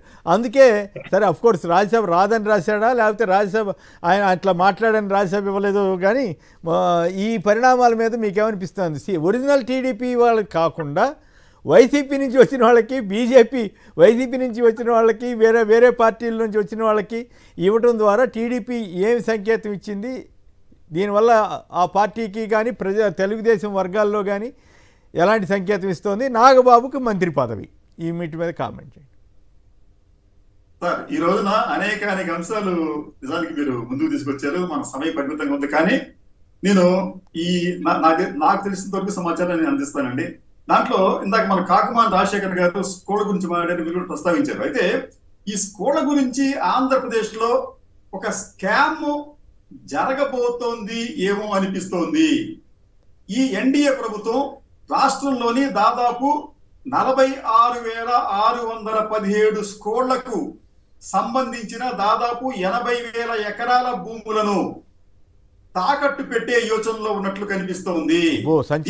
భాగంగానే వారు 46,617 స్కూళ్లకు సంబంధించి దాదాపు 80,000 ఎకరాల భూములను ప్రభుత్వం తన ప్రయోజనాలకు వాడుకునే ప్రయత్నం చేస్తుంది. దీనికి వాళ్ళు చెప్తున్నారంటే స్కూళ్లలో ఇన్ఫ్రాస్ట్రక్చర్ డెవలప్ చేయడం కోసం అని చెప్పి ఒక కార్పొరేషన్ ఏర్పాటు చేద్దాము అని చెప్పి చంద్రబాబు నాయుడు గారు ఒక ప్రతిపాదన తెచ్చారు. ఆయన అంటాడైనా ఈ land is the biggest asset for the schools అని చెప్పి అంటాడు ఆయన. అంటే ఆయన దృష్టి అనేది స్కూళ్ల భూముల మీద పడింది. అందుకే ఏమంటాడంటే ఆ స్కూళ్లకు ల్యాండ్ అనేది ఒక పెద్ద ఆస్తి అని చెప్పి చెప్పడమే కాకుండా ఈ స్కూళ్లకు సంబంధించి దాదాపు మనం 4 నుంచి 5,000 కోట్ల రూపాయల రుణం తీసుకుందాం. ఆ రుణంతో మనం ఈ స్కూళ్లలో ఇన్ఫ్రాస్ట్రక్చర్ డెవలప్ చేద్దాం అన్నది చంద్రబాబు నాయుడు గారు, లోకేష్ నాయుడు గారి ప్రతిపాదన. ఇక్కడ భయం ఏంటంటే దీనికి సంబంధించి ఉపాధ్యాయులు కూడా త్వరగా మేలుకుంటే మంచిది. వీరు ఈ కార్పొరేషన్ ఏర్పాటు చేయటం, లోన్లు తీసుకోవటం, ఈ లోన్లు ఎవరికి ఉచితంగా ఇవ్వరండి, ఖచ్చితంగా తనఖా పెట్టాలి. ఆ తనఖా పెట్టే భూములు దాదాపు 80,000 ఎకరాల వరకు ఉన్నాయి. వీరు అక్కడితో ఆగకుండా ఆ మిగతా భూములను కూడా వారు వేరే పర్పస్ కు వాడే ప్రమాదం ఉంటుంది. కాబట్టి ఏంటంటే ఈ స్కూళ్లకు సంబంధించి ఉపాధ్యాయ సంఘాలు, ఉపాధ్యాయులు అలాగే తల్లిదండ్రులు కూడా అప్రమత్తంగా ఉండవలసిన అవసరం ఉంది. లేకపోతే ఈ భూములన్నీ కూడా చివరికి కొరగాకుండా పోతాయి. రెండోది కూడా ఆ నిధులు కూడా ఈ స్కూళ్ల కోసం తీసుకునే 4 లేదా 5,000 కోట్ల రూపాయల నిధులను కూడా వీరు స్కూళ్లకే ఖర్చు పెడతారన్న గ్యారంటీ లేదు. వీటిని అమరావతికి తరలించినా ఆశ్చర్యపోనక్కర్లేదు. అది ఒక విషయం అండి. ముఖ్యంగా నాగబాబు ఆ విషయానికి వచ్చే ముందు ఒక్కసారి మీరు చాలా గొప్ప విషయం చెప్పారు. రాజకీయ వార్తలు ఎప్పుడు ఉంటాయి, మీరు మిమ్మల్ని అభినందిస్తూ ఇంత పెద్ద సంచలనమైన విషయం చెప్పారు. కాబట్టి నా దగ్గర ఒక వీడియో ఉంది. మధ్యాహ్న భోజనం కూడా సరిగా పెట్టకుండా ఆందోళన చెందుతున్నటువంటి ఒక తల్లి ఆవేదనని సంబంధించిన వీడియో చూద్దాం. ప్లీజ్ రిక్వెస్ట్ సార్, బాత్రూమ్స్ అస్సలు బాగాలేవు, పిల్లలు చాలా ఇబ్బంది పడుతున్నారు. ఫుడ్ క్వాలిటీ లేదు, అస్సలు క్వాలిటీ లేదు. ఫుడ్ పాయిజన్ అవుతుంది. మా పాపకి 1 వీక్ నుంచి వామిటింగ్స్ అయినాయి సార్. చెప్తే పట్టించుకోరు. తాగే వాటరు వాళ్ళు ఎప్పుడు కడిగింటారో ఎప్పుడు క్లీన్ చేసింటారో తెలియదు. అవే బోర్ వాటర్, అవే వాష్రూమ్కి వాడాలి, అవే తాగాలి, అవే పెట్టుకోవాలి పిల్లలు. అట్లా ఉంటే ఎట్లా సార్? కొంచెం మీరు వెళ్ళి చూసి పిల్లలకి మీరే కదా సార్, మీ మీద భరోసాతోనే మేము కూడా ఉండేది. కొంచెం వెళ్ళి చూడండి, ఒకసారి వెళ్ళి మీరు కొంచెం చూస్తారని రిక్వెస్ట్ చేస్తున్నా సార్. పైకి గోడలు హైట్ కూడా లేవు. అందరు 10th క్లాస్ 9th క్లాస్ పిల్లలు బయటే స్నానం చేసుకోవాలి. వాష్రూమ్స్ లో వెళ్ళాలంటే హాస్టల్ చుట్టుపక్కల వెళ్తేనే అసలు బ్యాడ్ స్మెల్. తిన్నదన్న పిల్లలకి వంట పట్టాలి కదా సార్, ఎందుకు వదులుతాం? కూలి పనులు చేస్తూ మేము ఉండేది నంద్యాల. రైట్. గతంలో ఈ జగన్ గారు ఈ స్కీమ్ నాడు నేడు తీసుకొచ్చినప్పుడు మాబోటి వాళ్ళని కూడా బహుశా కృష్ణరాజు గారు మేమంతా కూడా చూసాం. 5 స్టార్ హోటల్ ఫెసిలిటీస్ పెట్టి అక్కడ టాయిలెట్లు ఇవన్నీ కల్పిస్తే ఇప్పుడు వాటి పరిస్థితి ఆ తల్లి చెప్తున్న ఆవేదన చూస్తే ఒక పక్క విధ్వంసం చేస్తూ ఇప్పుడు కృష్ణరాజు గారు చెప్పినట్లు ఏకంగా రుణాలు తీసుకునే పరిస్థితికి వెళ్తే ఈ ప్రభుత్వం ఎవరి వైపు పనిచేస్తోంది ఏమిటి? రాంభూపాల్ గారు సంక్షిప్తంగా దీని మీద కూడా మీరు స్పందించాల్సిన అవసరం ఉంది.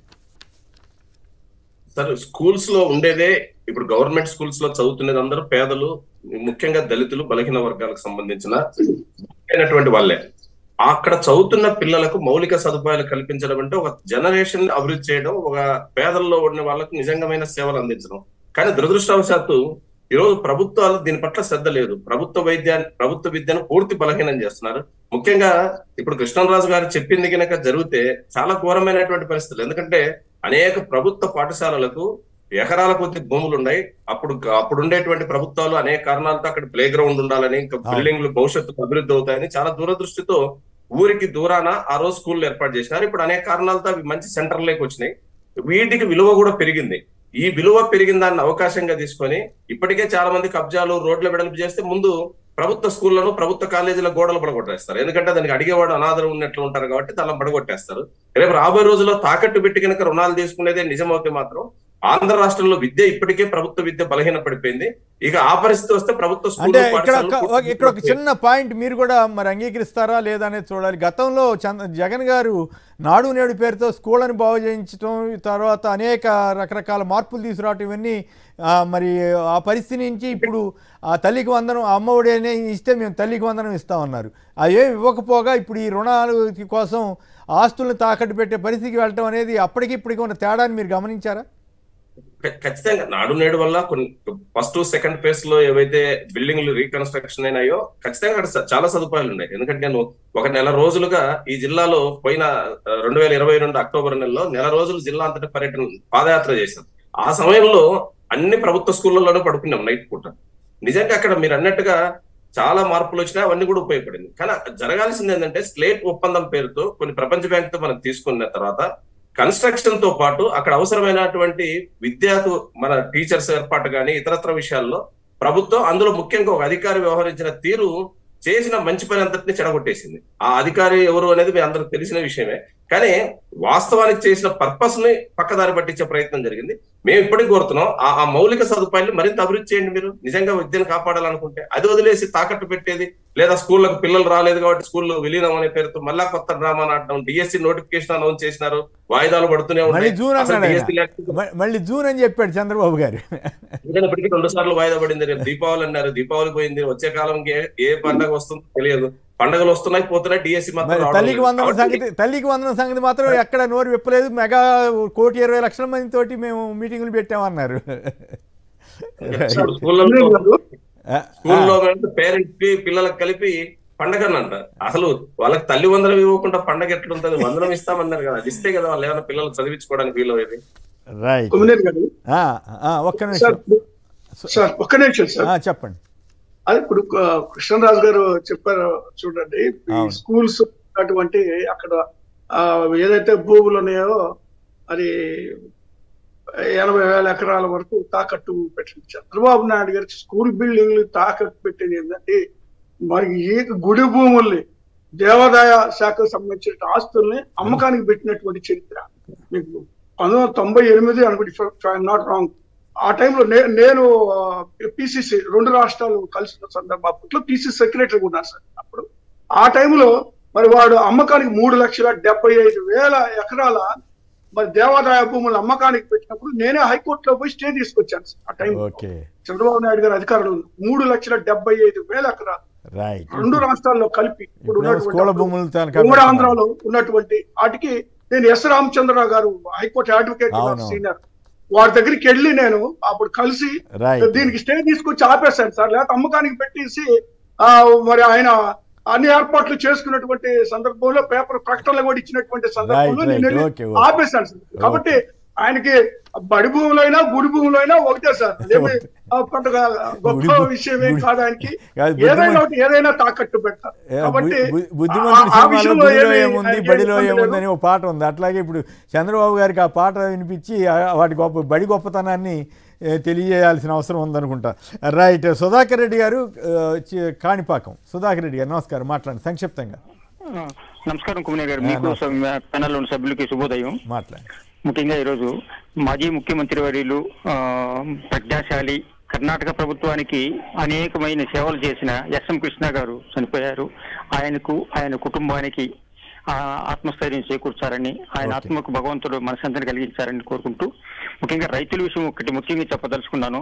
చిత్తూరు జిల్లాలో మామూలుగా కూడా టమోటా, ఈ మామిడి తోటలు ఎక్కువ కొమ్మినేని గారు. ఈ అంటే పొంగునూరు మదనపల్లి కాడి నుంచి ఎక్కువ ఎక్స్పోర్ట్ కూడా జరుగుతుంది అక్కడికి, ఎక్కడికి బయటకు కూడా. అక్కడి నుంచి ఏంటంటే ఒడ్డుపల్లి కర్ణాటక బార్డర్ అది. ఇట్లే పరిస్థితులు వస్తే రోడ్డు పక్కనే ట్రాక్టర్ తో ట్రిప్పింగ్ వెళ్ళిపోయిన వాళ్ళు రైతులు ఎక్కువగా అక్కడ. ఎందుకంటే 50 పైసలు కూడా వచ్చిన దాఖలాలు ఉంది, 25 పైసలకు వచ్చిన దాఖలాలు కూడా ఉంది కుమ్మనేని గారు. కానీ మద్దతు ధర అనేది ప్రకటించకపోయింది. కానీ లాస్ట్ ఇల్లు వైసీపీ ప్రభుత్వం ఉండేటప్పుడు రైతుల పక్షాన్ని ప్రీమియం ₹1 అనేది ప్రభుత్వమే కట్టింది. కట్టి ప్రభుత్వ రైతులకు అంటే ఈ క్రాప్ పెట్టారు. ఈ క్రాప్ రిజిస్ట్రేషన్లు పక్కాగా వచ్చి వాళ్ళ భూముల కాడికి వచ్చి ఫోటోలు తీసుకుని, రైతు ఫోటోలు తీసుకుని అప్పటికప్పుడు వాళ్ళకి ఏముంటే ధర నిర్ణయించేవాళ్ళు.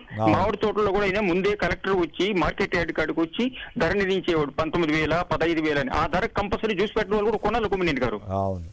కానీ చంద్రబాబు గారి పీరియడ్ లో ఆ పరిస్థితులు ముందు 14 నుంచి 19 వరకు ఉన్నప్పుడు ఆ పరిస్థితి రాలేదు. ఇప్పుడు తిరిగి ఇదే పరిస్థితి అయిపోయింది. ఇప్పుడు కడాకు కూడా మేము కూడా మార్కెట్ యార్డ్ కాడి ఇప్పుడు కూడా మామిడి తోటలు శురువు అవుతుంది. ఇప్పుడు మాకు ఇప్పుడు టమోటాలు అయింది, ఇప్పుడు ఈ కందులు.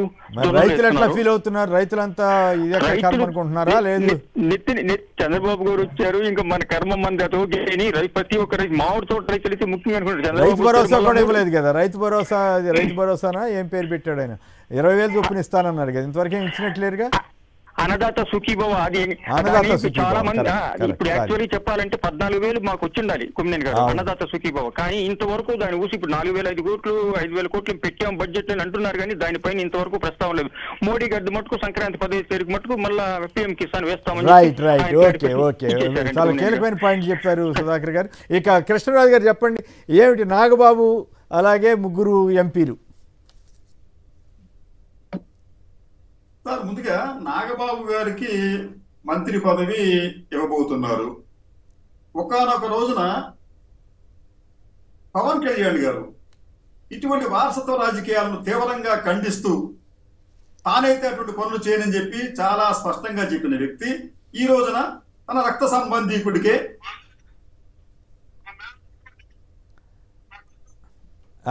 అది సరిగా కనపడుతుందా, వినపడుతుందా? కొంచెం వాయిస్ పెంచండి, ఆడియో రావట్లేదు. సరే, అది వాయిస్ రావట్లేదు. విషయం చెప్పండి, టైం తక్కువ ఉంది. ఆయన చెప్పేది పవన్ కళ్యాణ్ గారు, నేను వారసత్వ రాజకీయాలకు వ్యతిరేకం, చంద్రబాబు నాయుడు గారు వారసత్వాన్ని పోషిస్తున్నారు అని చెప్పిన పవన్ కళ్యాణ్ ఈ రోజున అటువంటి రక్త సంబంధీకుల రాజకీయాలకు ఆయన ప్రాణం ఒక రకం చెప్పాలంటే ఆజ్యం పోశారు. ఇది ఆయన పార్టీలో. రెండోది, నాగబాబు అనే వ్యక్తి ఒక అహంభావ, లేకపోతే ప్రముఖ నటుడు శాసనసభ్యుడు బాలకృష్ణ, ఆయన ఎవరు ఆయనకి తెలియదా? అంటే ఆయన ఎవరో తెలియకుండానే రాజకీయాల్లో ఉన్నారా, ఇప్పుడు మంత్రి కాబోతున్నాడా? అంటే దీనికి కూడా ఒక ఎవిడెన్స్ ఏంటంటే, గతంలో ఈ నాగబాబు ఆయన ఒక ఇంటర్వ్యూ ఇస్తూ నాకు బాలయ్య బాబు అంటే ఎవరో తెలియదు, మీరు ఆయన గురించి అంత మాట్లాడద్దు అని చెప్పి అంటాడు ఆయన. అంటే ఈ రోజున ఇదే విషయం, ఇది కూడా మీకు వీడియో ఉంది సార్, మీకు అది మరి మీకు వీడియో వినిపించట్లేదు కానీ ఇది కూడా చాలా స్పష్టమైన వీడియో ఉంది దీనికి సంబంధించి. ఒక్కసారి ఒక్క నిమిషం సార్, మీకు వినిపిస్తే బాగుంటుంది అది.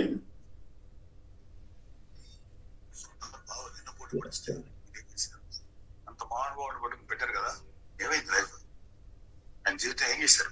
వాయిస్ వినిపిస్తుంది అంటేనా? ఏమైంది? ఇంకోటండి, ఇంకొక వీడియో. ఆయన ఎవరు నాకు తెలియదు. మీరు దాన్ని చెప్పేయండి, లేదు సరిగా క్లారిటీ ఉండట్లేదు, మీరు విషయం చెప్పేయండి. అదే మీకు పంపిస్తే బాగుండేది. అట్లాగే పర్వాలేదు, రేపు ఇంకా టైం ఉంది, ఇంకా టైం ఎప్పుడైనా. ప్రముఖ నటుడు, శాసనసభ్యుడు, చంద్రబాబు నాయుడు గారికి వియ్యంకుడు.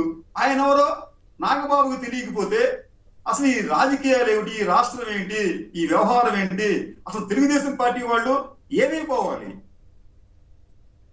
బాలకృష్ణుడు తెలియని నాగబాబుకి మంత్రి పదవిలో స్థానం ఇస్తే అది ఎంత అది హాస్యాస్పదంగా ఉంటుందండి అది. అంటే వీళ్ళ రాజకీయాలు ఎట్లా జరిగింది అంటే, కుటుంబ రాజకీయాలు, రక్త సంబంధికుల రాజకీయాలు అనేవి ఆంధ్రప్రదేశ్ లో చాలా బలంగా వేళ్ళూరుకున్నాయి. తెలుగుదేశం పార్టీ వచ్చినప్పటికి దాదాపు 10 కుటుంబాలకు సంబంధించిన వారు, ఇంకెక్కి పోసి ఎక్కువ ఉండొచ్చేవనండి, వారి వారసులు ఈ రోజున అనేక రాజకీయ పదవులు అనుభవిస్తున్నారు. ఇప్పుడు అదే పరిస్థితి ఈ జనసేన పార్టీకి కూడా వచ్చింది. ఇది ఎన్డీఏ స్ఫూర్తికి పూర్తిగా విరుద్ధం అండి. మీకు ఏంటంటే బీజేపీ నాయకత్వంలోని ఎన్డీఏ ఎక్కడా కూడా ఇటువంటి వారసత్వ రక్త సంబంధ రాజకీయాలను ప్రోత్సహించడం లేదు. అట్లా అది కరెక్ట్ కాదు, అది కరెక్ట్ కాదు. ఎందుకంటే వాళ్ళు మోడీ గారు కూడా పూర్తి అవకాశవాదంతో వెళ్తున్నాడు. ఇదే చంద్రబాబుని తిట్టాడు, చంద్రబాబు ఆయన్ని తిట్టాడు, ఇవన్నీ కుటుంబ పార్టీలని అన్నాడు, వాళ్ళతోటే పొత్తులు కూడా పెట్టుకున్నాడు. ఉత్తరప్రదేశ్లో చిన్న చిన్న కుటుంబ పార్టీలన్నింటితో పొత్తు పెట్టుకున్నాడు కదా. కాబట్టి పూర్తిగా సర్టిఫికేట్ ఇవ్వక్కర్లేదేమో. కాదు సార్, నేను అంటుంది ఎన్డీఏ ప్రభుత్వ వైఖరి ఏంటంటే రక్త సంబంధ వారసత్వ పేరుకే శివసేనతో గొడవ పడేంత వరకు అది కుటుంబ పార్టీ కాకుండా ఏం పోయిందిలే కానీ, సరే ఆ ఇష్యూలోకి వద్దులే కానీ ఇప్పుడు ప్రధానంగా వారు ఎన్డీఏ స్ఫూర్తికి వ్యతిరేకంగా కూడా ఈ రోజున ఆంధ్రప్రదేశ్ లో రాజకీయాలు నడుపుతున్నారు. ఆ విషయాన్ని బీజేపీ వారు గమనించుకోవాలి. అంటే అంటారు హోమ్ మినిస్టర్ కొడుకు అమిత్ షా కొడుకు ఏదో ఒక ఐసీసీకి అయితే వారసత్వ రాజకీయం రాదండి, అతను రాజకీయాలు లేడు అతను. ఆ పార్టీ ఆ బీజేపీలో రాజకీయాల్లో ఉన్న వాళ్ళు వారసులు చాలా చాలా నెగ్లిజిబుల్, పనికిరాని చిన్న చిన్న పోస్టులు తప్ప పెద్ద పోస్టులు అయితే లేరు. రెండోదండి, దీనికి సంబంధించి సానా సతీష్ గారు ఇప్పుడు ఈ రోజు జరిగిందంటే రాజ్యసభకు ఈ రోజున నామినేట్ కాబోతున్న వ్యక్తులను చూస్తే, అభ్యర్థులను చూస్తే బాబాసాహెబ్ అంబేద్కర్ గారు, ఆయన నిజంగా ఆయనకు ఆత్మ అనేది బహుశా ఎక్కడ ఉంటుంది, ఆయన ఆత్మ క్షోభిస్తూ ఉంటుంది. ఎందుకంటే ఆ మాట మీకు రాజ్యాంగ పరిషత్ చర్చల సందర్భంగా కొంతమంది సభ్యులు ఈ ఎగువ సభ మనకు వద్దు, ఏదో బ్రిటిష్ లోని హౌస్ ఆఫ్ లార్డ్స్ పోలి ఉంది అని వద్దంటే దానిని అంబేద్కర్ ఖండిస్తూ ఇది అటువంటి సభ కాదు, ఈ సభలో విజ్ఞులు, సీనియర్లు, వివిధ రంగాలకు చెందిన నిష్ణాతులు, కల్మషం లేని మచ్చలేని మేధావులు మాత్రమే ఉంటారు, ఇది వారికి మాత్రమే కులువే ఉంటుందని చెప్పి ఆ రోజున అంబేద్కర్ చెప్పారండి. కానీ దానికి భిన్నంగా ఈ రోజున నేరస్తులు, ధనవంతులతో రాజ్యసభ కిక్కిరిసిపోయినట్లుగా కనిపిస్తోంది. దాంట్లో భాగంగానే ఈ రోజున ఈ పేర్లు మీకు ఫర్ ఎగ్జాంపుల్ సానా సతీష్ బాబు, ఆయన ఎంత గండంటే దేశంలో అత్యంత ప్రీమియర్ ఇన్స్టిట్యూట్ ఏదంటే సిబిఐ అండి, దర్యాప్తు సంస్థలకు వచ్చేటప్పటికి దాంట్లో కూడా చిచ్చి పెట్టిన గరుడు ఆయన. ఇప్పటికీ కూడా సానా సతీష్ మీద ఈడీ కేసు ఉంది. గత నెల 1 month క్రితం కూడా ఈడీ కేసును తీయటానికి కోర్టులు అంగీకరించలేదు. అటువంటి కేసు ఉన్న వ్యక్తిని లోకేష్ ప్రోద్బలమో లేకపోతే ఆయన బలవంతం చేశారో తెలియదు కానీ ఆయనను రాజ్యసభకు నామినేట్ చేస్తున్నారు. అయితే ఇటువంటి వ్యక్తులను రాజ్యసభకు నామినేట్ చేసే బదులు ఇతర పార్టీలకి ఇతర పోస్టులు ఇస్తే మనకి అభ్యంతరం ఉండకపోవచ్చండి. రాజ్యసభ అనేది మనం ఇంతకు అనుకున్నట్టు ఒక అత్యున్నతమైన మేధస్సు కలిగిన వారికి, అనుభవజ్ఞులకి వేదికగా ఉండాల్సిన దాంట్లో ఇటువంటి వారందరినీ కూడా పంపి దాని శాంటిటీని కూడా చంద్రబాబు నాయుడు గారు ఒక రకంగా చెప్పాలంటే పాడు చేస్తున్నారని చెప్పి అనిపిస్తుందండి. అలాగే బీదా మస్తానరావు గారు, ఆయన పార్టీ మార్చిన పార్టీ సంగతి తెలుసు. ఆయన కూతురుకు సంబంధించి ఒక కేసు కూడా ఉంది. ఆవిడ ఏదో రెక్లెస్ గా డ్రైవ్ చేస్తూ ఒక వ్యక్తి మరణానికి కారణమైంది. ఆ కేసును తప్పించుకోవడం కావచ్చు, ఇతర కావచ్చు. ఇలాగా ఆర్ కృష్ణయ్య గారు, ఆయన పార్టీల మార్పిడి సంగతి మనకు తెలుసు. రెండోది, ఆర్ కృష్ణయ్య గారు పార్టీ బీజేపీ సభ్యత్వం తీసుకున్నారంట, బాగానే ఉంది. అయితే బీజేపీ ఐడియాలజీ ఆయన గమనించారా? బీజేపీ ఐడియాలజీని ఆయన అంగీకరిస్తున్నారా? అది కూడా చెప్తే బాగుంటుంది జనాలకి. అది గురుస్వామి గారు బెంగళూరు నుంచి. గురుస్వామి గారు నమస్కారం, మాట్లాడండి. నమస్కారం సార్. నమస్కారం. పెద్దలందరికీ నమస్కారము. ముఖ్యంగా కర్ణాటక మాజీ సీఎం ఎస్ఎం కృష్ణకి సంతాపం తెలుపుతున్నాం సార్. మా మామ ఆయన ఇంట్లో 93 నుంచి డ్యూటీ చేస్తున్నాడు సార్. ఇప్పుడు కూడా పెద్ద వయసు కూడా కదా. మా మామ కూడా మా ఎక్స్ సర్వీస్ మ్యాన్ సార్. నేను రాజ్యసభ మెంబర్ల గురించి రెండు మాటలు సార్. చెప్పండి. ఆర్ కృష్ణయ్యకి మీద మాకు చాలా గౌరవం ఉన్నది సార్. మేము బీసీ వాళ్ళము. కానీ ఆయన ఆ గౌరవాన్ని పోగొట్టుకున్నాడని నేను అనుకుంటున్నా సార్ ఇప్పుడు. అంతేనా? ఎందుకంటే సార్ ఆయన ఆర్థిక స్వలాభము అట్లాంటి లేకపోతే ఆయన కంటిన్యూగా రాజ్యసభ వైఎస్ఆర్సీపీలో ఉన్నది కదా. ఆయన దాంట్లో కంటిన్యూ ఉండొచ్చు కదా. అవును, బీసీల గురించి అడగచ్చు కదా. బీజేపీ వాళ్ళ ఇంట్రెస్ట్ ఏమైంటుంది అంటారు? ఏమంటే రాజ్యసభలో సార్ వాళ్ళకి రేపు బిల్లులు పాస్ కావాలంటే వైసీపీ మద్దతు ఇస్తుందో ఇదనే డౌట్ ఉంది సార్. దానివల్ల వీళ్ళని కొంతమందిని మోపినేని మొత్తం ముగ్గురిని బీజేపీ వాళ్ళే లాక్కుంటే పోయేదిగా, టీడీపీ వాళ్ళకి అప్పచెప్పడం ఎందుకు? లేదు సార్, అది బీజేపీ వాళ్ళు తీసుకుంటే అది మళ్ళీ ఏదో ఒక రూపంగా ఉంటది. వీళ్ళు ఈజీగా లాగాలంటే చంద్రబాబు నాయుడే దానికి మేలు. అంతేనా? అందువల్ల వీళ్ళని లాగి ఆర్ కృష్ణని టీడీపీ తరఫున పంపిస్తే ముందు టీడీపీలో ఉండి మళ్ళీ వైసీపీకి వచ్చి మళ్ళీ టీడీపీ పోతే మర్యాద ఉండదని బీజేపీ త్రూ రూట్ మార్చింది. బేదా మస్తానరావు వైసీపీ నుంచి వెళ్ళాడు. వైసీపీ అంటే ముందు సానా సతీష్ కూడా కాకినాడలో జనసేన టికెట్ కోసం ప్రయత్నం చేశాడని అన్నారు. జనసేన మరి అదేమైందో ఇప్పుడు టీడీపీ క్యాండిడేట్ అయ్యాడు.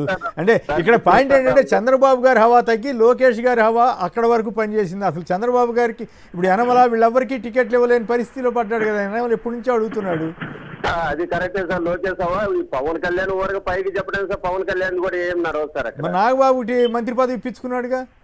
మంత్రి పదవి తీసుకుంటాడంటే పోయిందంటే మళ్ళీ ఈయన ఏమి అసంతృప్తి వస్తుందనే ఒక ఇదితో వాళ్ళు ఊరికే అట్ట పవన్ కళ్యాణ్ అట్ట తనకి ఎట్లాగో అట్ట ఉంటాడులే పక్కన పెట్టుకోవచ్చు లేని ఉద్దేశంతో చేస్తున్నాడా? పవన్ కళ్యాణ్ నెలకు ఒక కొత్త విషయం చేస్తాడు కదా. ఇవన్నీ కరెంట్ ఛార్జీలు ఇవన్నీ ప్రజలు పోకుండా రోజు ఒకటి చేస్తుంటాడు కదా. బియ్యం అని ఇప్పుడు బియ్యం అని గొడవ చేస్తున్నారు. పోయిందంటే మళ్ళీ ఏదో ఒకటి చేస్తాడని చంద్రబాబు నాయుడుకి భయము. ఓకే, ఇక రాంభూపాల్ గారు మీరే మీ విశ్లేషణ చెప్పండి సార్. రెండు పెద్ద సభలే, అటు రాజ్యసభ ఇటు ఎమ్మెల్సీకి సంబంధించి రెండు ఆసక్తికర విషయాలు జరిగినాయి రాష్ట్రంలో. ఎమ్మెల్సీది మీరు ముందు న్యూస్ చెప్పేటప్పుడు చెప్పారు. గోపిమూర్తి గారు షేక్ సాబ్జీ ఉప ఎన్నిక సందర్భంగా ఆయన గెలవడం జరిగింది. ఒక సాధారణ ఉపాధ్యాయుడు, 6 సంవత్సరాల పైగా సర్వీస్ ఉన్నట్టుంది. ఆ సర్వీస్ కు రిజైన్ చేసి ఉపాధ్యాయుల తరఫున పోటీ చేసి ఏ పొలిటికల్ నేపథ్యం లేకుండానే ఆయన ఎన్నికల్లో గెలిచినట్టుగా ఈరోజు పత్రికలన్నింటిలో వచ్చింది. అంటే ఉపాధ్యాయుల కోసం, సమాజం కోసం పనిచేసిన వాళ్ళు చట్టసభలకు పోటీ పడడానికి చాలా తీవ్రమైన పోటీలో నుంచి నెగ్గాల్సి వస్తుంది.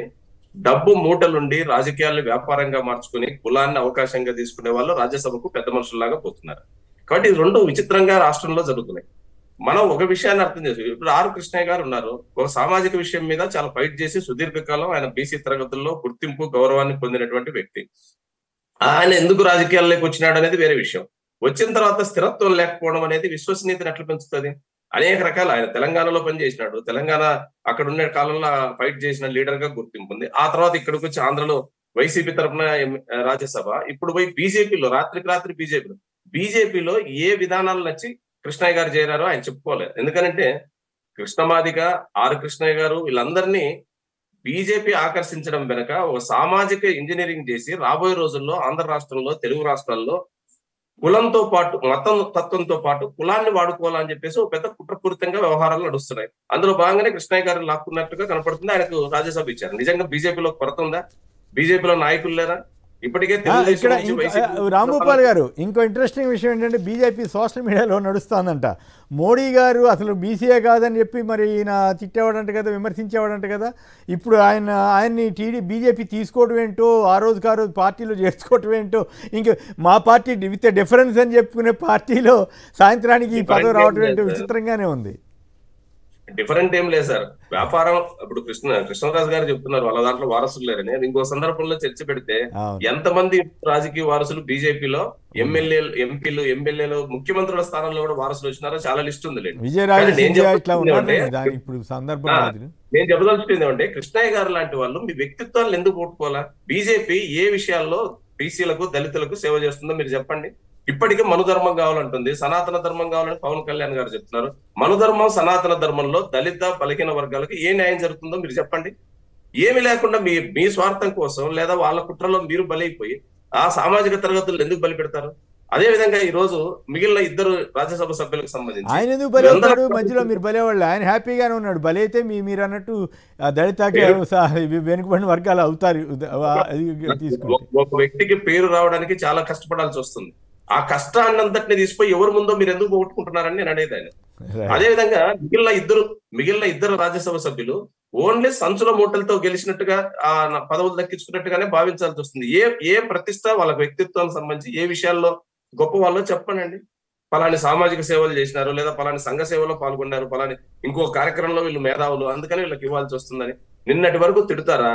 ఇతర పార్టీల్లో ఉంటే పనికిమాలిన వాళ్ళగా చిత్రీకరిస్తారు, మన పార్టీ లేకొస్తే పవిత్రుల్లాగా భావించి రాజ్యసభ సీట్లు వేసి కండువాలు కప్పుతారు. ఇది ఏ విలువలు? చంద్రబాబు హవా తగ్గినట్టు అనిపిస్తుందా? సరే, విలువలు వీటి గురించి మాట్లాడతారు. ప్రాక్టికల్ పాలిటిక్స్ లో చంద్రబాబు హవా తగ్గి లోకేష్ హవా పెరుగుతోందా? యనమల లాంటి వాళ్ళు ఇప్పుడు కేవీ రావు మీద వాళ్ళ మీద ఉత్తరాలు కూడా రాస్తున్నారంటే ఆ అసంతృప్తి బయటపడుతోందా? అది వాళ్ళు చెప్పాలి సార్, తగ్గిందో లేదో. ఎందుకంటే మనకేం ఇంటర్నల్ ఏం జరుగుతుందో తెలియదు. ఒకటి మాత్రం ఇంటర్నల్ గా మాకు తెలియదు సార్. విశ్లేషణ ఓవరాల్ గా అపీరెన్స్ ఇప్పుడు మనం రాయలేదు. ఇప్పుడు రాధాకృష్ణ గారి పరువు ఇది కూడా రాశారు, చానా ముదురు అని చెప్పి ఇండైరెక్ట్గా అప్పట్లో సానా సతీష్ మీద రాశారని చెప్పి వార్తలు వచ్చాయి, లోకేష్ మనిషి అని.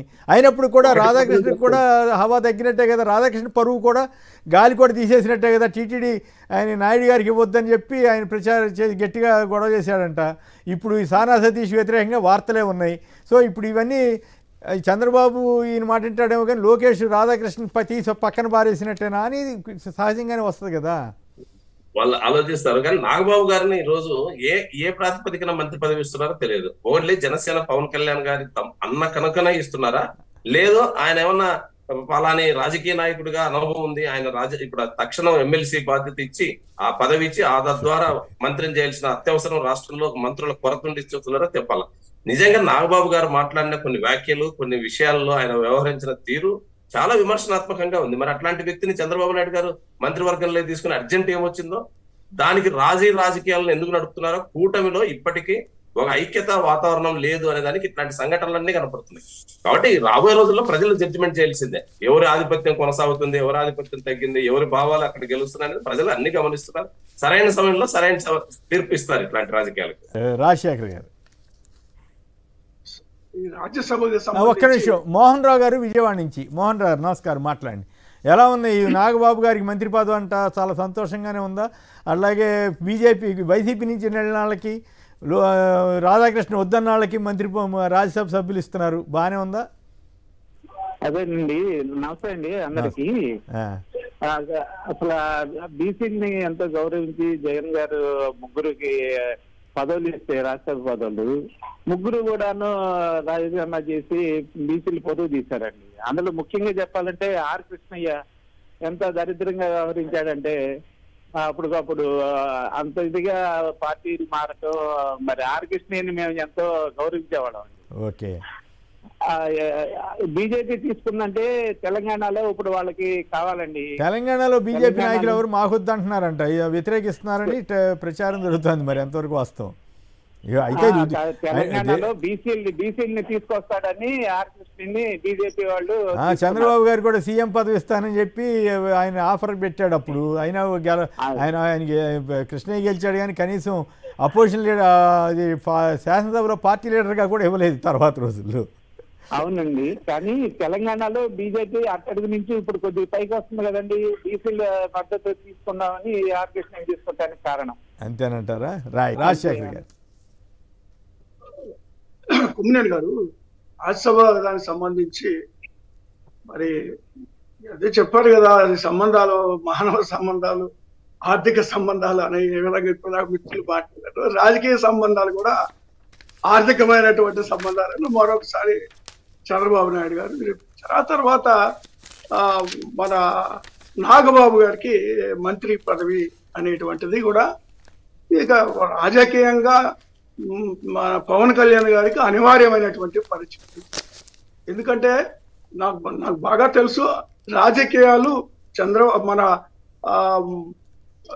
పవన్ కళ్యాణ్ గారి కన్నా లేదా చిరంజీవి గారి కన్నా కూడా నాగబాబు గారు ఎక్కువగా రాజకీయాల గురించి మాట్లాడటం కానీ అవగాహన కానీ కలిగి ఉన్నాడని నాకు తెలుసు. ఎందుకంటే నేను ఆయనతో కలిసి చదువుకున్నామని చిన్నప్పటి నుంచి నా మిత్రుడు.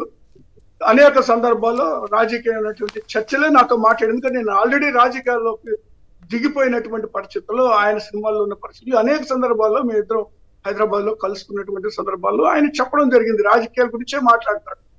అయితే అలాంటి వ్యక్తి ఇప్పుడు అన్ని తనే నడిపించిన సందర్భంలో ఈయనకి అనివార్యమైనటువంటి పరిస్థితులు ఏర్పడ్డాయి పవన్ కళ్యాణ్ గారు.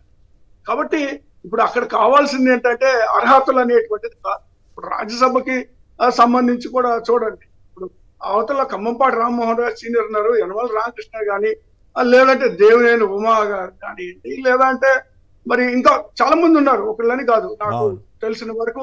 వాళ్ళందరినీ కూడా రాజ్యసభ మరి ఇస్తామని ఆశ చూపిన పరిస్థితులు గతంలో ఉన్నాయి, ఇవ్వకుండా వదిలిపెట్టిన పరిస్థితులు. కానీ ఇక్కడ ఏంటంటే సానా సతీష్, పర్టికులర్ గా సానా సతీష్ దానికి సంబంధించి లోకేష్ గారు గట్టిగా దాన్ని రికమెండ్ చేసినట్టుగా ఉంది. మీరు అన్నారు కొమ్మినేని గారు, చంద్రబాబు గారు హవా తగ్గి లోకేష్ గారు హవా పెరుగుతుందేమో అనిపిస్తుంది. రాధాకృష్ణ గారి గాలి కూడా తీసేసినట్లేగా ఈ లెక్కన. అది కాదు సార్, అసలు లోకేష్ గారు హవా ఎప్పుడో పెరిగింది సార్, ఎప్పుడో పెరిగింది. అన్ని తానే అయి నడిపిస్తున్నాడు ఈ రోజు. లోకేష్ ఇసుక, మద్యం, వైన్స్ మొత్తం ఆయన కనుసన్నల్లోనే జరుగుతున్నాయి సార్, అది వాస్తవము. చంద్రబాబు నాయుడు గారు ఏమి లేదు ఇప్పుడు ఇక్కడ. అంతా కూడా ఎవరైనా కూడా ఏ ఇష్యూ అయినా లోకేష్ గారిని గెలవవలసిందే. ఆయన యొక్క నిర్ణయానికి కట్టుబడే చంద్రబాబు నాయుడు గారు కూడా పోతున్నారు. అందులో భాగమే సానా సతీష్ గారు. రైట్. ఫైనల్ గా కృష్ణరాజు గారు ఒక మాటలో చెప్పండి, రాధాకృష్ణ గారు పరువు ఏమైపోయినట్టు? ఇప్పుడు ఎంత గుట్టలు చించుకుని పని చేస్తుంటారు కదా, ఇప్పుడు కూడా చేయకి తప్పదు. ఇక ఇప్పుడు ఆయన పరిస్థితి ఏంటి? ఆయన రాసిన దాన్ని తీసి అవలు బారేశారు. ఏమిటి ఆయన పరిస్థితి? నాయుడు గారికి వద్దంటే ఇచ్చారంట. రాధాకృష్ణ గారి పప్పులు ఎందుకు ఉరగటం లేదండి. ఆయన ఈ పార్టీకి ఏదో నేను కూడా ఒక సలహాదారుగా ఉంటాను, నేను చెప్పినట్టు వాళ్ళు చేయాలని చెప్పి ఆయన భావిస్తూ ఏదో వార్తలు రాయడం, వాటి పట్టించుకోవడం జరుగుతుంది. రెండోసారి ముఖ్యంగా ఈ రోజున చంద్రబాబు నాయుడు గారు చాలా సంకట స్థితిలో, అంటే మనకి తెలుగులో అడకత్తెరలో పోక చెక్క అనే మాట ఉందండి, అలా తయారైంది. ఒకవైపు ఆయన కొడుకు నుంచి, మరోవైపు పవన్ కళ్యాణ్ నుంచి రకరకాల ఒత్తిళ్లు ఎదుర్కొంటున్నారు. ఎందుకంటే పవన్ కళ్యాణ్ తనను తాను ఒక లీడర్ గా ఎమర్జీ చేసుకోవడానికి ఆయన తన పరిధులను అతిక్రమించి ఇతరుల శాఖల్లో కూడా జోక్యం చేసుకోవడం, తర్వాత తన వారికి పదవులు ఇచ్చే విషయంలో చంద్రబాబు నాయుడు గారు ఒత్తిడి తేవడం అనేది జరుగుతుంది. ఆయనకు బీజేపీ అండదండలు. మరోవైపు తనయుడు లోకేష్, ఆయన కూడా తన ప్రాభవాన్ని, అంటే ఒకవైపు ఏంటంటే ఈ పవన్ కళ్యాణ్ ప్రాభవాన్ని తట్టుకోవడానికి కోసం అని చెప్పి ఈయన కూడా